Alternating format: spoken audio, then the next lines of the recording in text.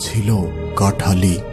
রাতের বেলা গ্রামটিতে ছিল জিনেদের ভীষণ উপদ্রব, তাই রাতের বেলা কেউ বাহিরে বিশেষ প্রয়োজন ছাড়া চলাচল করত না।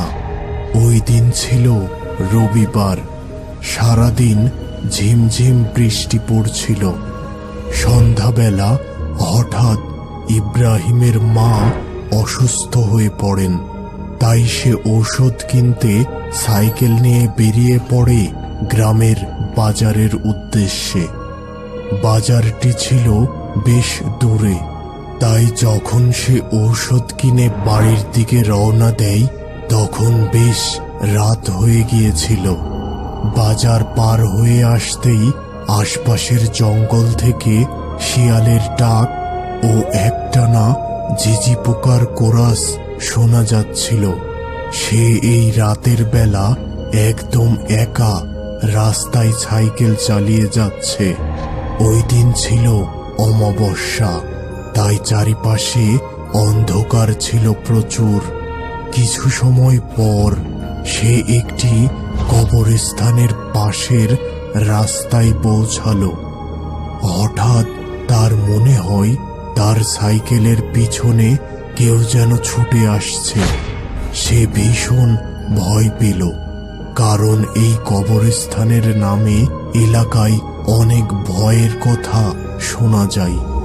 সে সাহস করে পিছনে তাকাতে পারল না, তবে সে জানত লোহার সংস্পর্শে থাকলে ভূত প্রেত কিছু করতে পারে না। মনে কিছুটা সাহস পেয়ে সে দ্রুত সাইকেল চালিয়ে কবরস্থানটি পার হলো এবং মনে মনে কিছুটা স্বস্তি অনুভব করল। তবে পরক্ষণেই তার মনে পড়ল সামনে একটি ভুতুড়ে কালভার্ট আছে, যেখানে জিনেরা নাকি ঘোরাঘুরি করে এবং মানুষের পথ আটকে দাঁড়ায়।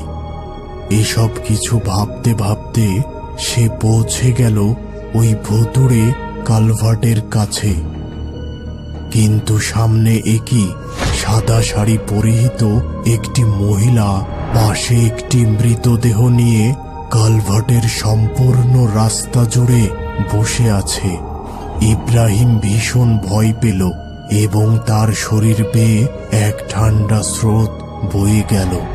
তবে পরক্ষণেই সে বুঝতে পারল ভয় পেলে চলবে না। সে ছিল মাদ্রাসার ছাত্র, তাই সে ভালো করেই জানত কিভাবে দোয়া দরুদ পড়ে নিজের শরীর বন্ধ করা যায়। সে দ্রুত দোয়া দরুদ পড়ে নিজের শরীর বন্ধ করল এবং জোরে জোরে বিভিন্ন সূরা পাঠ করতে থাকল। কিছু সময় পর সে লক্ষ্য করল মহিলা ও ওই মৃতদেহ এর মাঝখানে কিছুটা রাস্তা ফাঁকা হয়েছে। সে এবার দ্রুত সাইকেল চালিয়ে দিল ওই ফাঁকা রাস্তা দিয়ে। এমন সময় সে পিছন থেকে বিকট একটি শব্দ শুনতে পেল এবং সাহস করে পিছন ফিরল।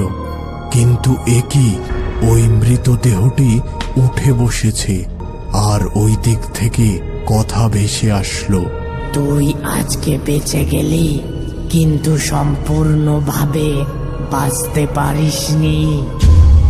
এই কথা শুনে সে কিছুটা ঘাবড়ে গেল, তবে পরক্ষণেই আবার সাইকেল চালিয়ে বাসার দিকে রওনা দিল।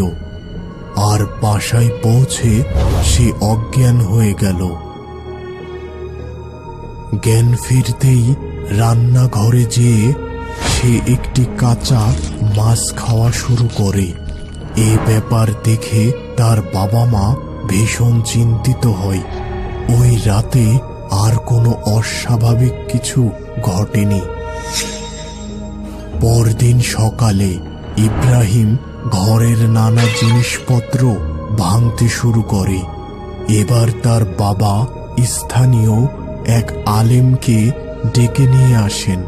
তিনি ইব্রাহিমের কর্মকাণ্ড দেখে ও শুনে বুঝতে পারেন ইব্রাহিমের শরীরে কোনো এক জিন ভর করেছে। এবার ইব্রাহিমের সামনে বসে আলেম সাহেব জিজ্ঞাসা করলেন, কে তুই? কেন এই ছেলের শরীরে প্রবেশ করেছিস? ইব্রাহিমের ভিতরের জিনটি ভীষণ রাগান্বিত হয়ে বলে, চলে যা, এখান থেকে চলে যা। এবার আলেম সাহেব অনেক জোরাজোরি করতে থাকেন, কিন্তু ইব্রাহিমের মুখ থেকে আর কিছুই বাহির হয় না। এক পর্যায়ে ইব্রাহিম আলেম সাহেবের মুখে এক চড় বসিয়ে দেয়। আলেম সাহেব ভীষণ রাগান্বিত হয়ে একটু পানিতে কিছু একটা দোয়া পড়ে ইব্রাহিমের দিকে ছুঁড়ে দেয়। এতে করে ইব্রাহিম ভীষণ নড়াচড়া করতে থাকে। দেখে মনে হয় তার শরীর যেন পুড়ে যাচ্ছে। কিরে, এবার বল, এই ছেলের শরীর ছাড়বি কিনা?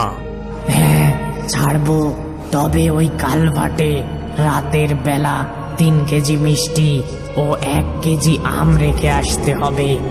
আর এই কাজ এই ছেলেকে একা করতে হবে। এই কথা শেষ হতেই ইব্রাহিম সেখানে অজ্ঞান হয়ে গেল।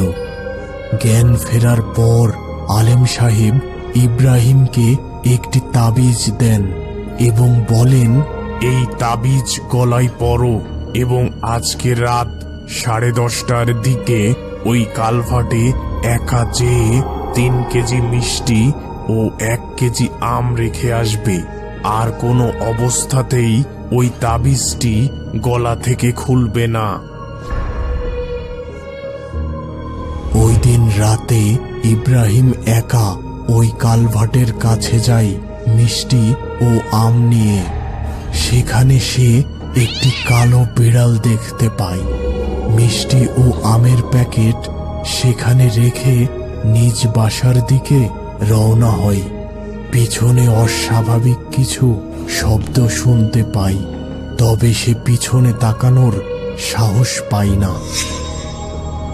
এই ঘটনার পর বেশ কয়েকদিন ইব্রাহিমের জ্বর ছিল, তবে এরপর তার সাথে আর কোনো অস্বাভাবিক কিছু ঘটেনি। সেই কালভার্টটি ওই গ্রামে এখনো আছে, তবে বর্তমানে তেমন কোনো অস্বাভাবিক কিছুর কথা শোনা যায় না। বন্ধুরা, আজকের এই সত্যিকার ভূতের ঘটনাটি পাঠিয়েছিল ইউসা ইসলাম নূর, আর এই গ্রামের নাম ছিল কাঠালি। রাতের বেলা গ্রামটিতে ছিল